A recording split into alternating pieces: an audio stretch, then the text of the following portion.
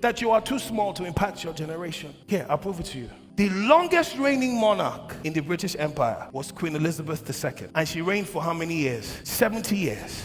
What if I told you she was never meant to be queen? Come, let me give you a quick history lesson. Her father, King George VI, was the second son of King George V. King George V had two sons, Edward VIII and King George VI. Edward VIII was the first son. King George VI was the second son. Now, if you know anything about monarchies, is the heir is the first. So, their father dies, and guess who becomes king? Edward VIII. King George died in 1936. The problem was, Edward VIII started having an affair with an American married woman called Willis Simpson in the early 1930s. So he was in love with a married woman. When the king died, Edward VIII becomes king, January 1936. And the love is still loving. The fire is burning.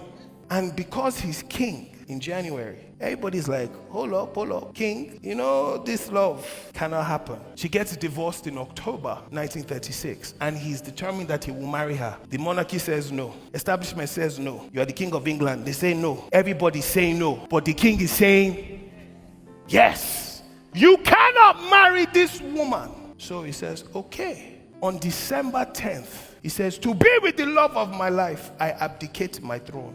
Fear woman. The man that was born, groomed to be king his whole life, sat on the throne. But because of woman, he says, I abdicate my throne. I give it all up for you, baby. Hey. No matter how strong you are, you're not strong past woman, or forget. On December 11, 1936, he gets on the radio, BBC, and announces to the whole kingdom that he's abdicating his throne and he's no longer king because he wants to be with Willis, the love of his life. And in that moment, the kingship passed from Edward to George VI. And because of that one action, his lineage completely changed. One action. And so King George VI, who was never going to see the throne, becomes king. And after him, guess who assumed the throne? His firstborn, Queen Elizabeth II. And after Queen Elizabeth, guess who assumed her throne?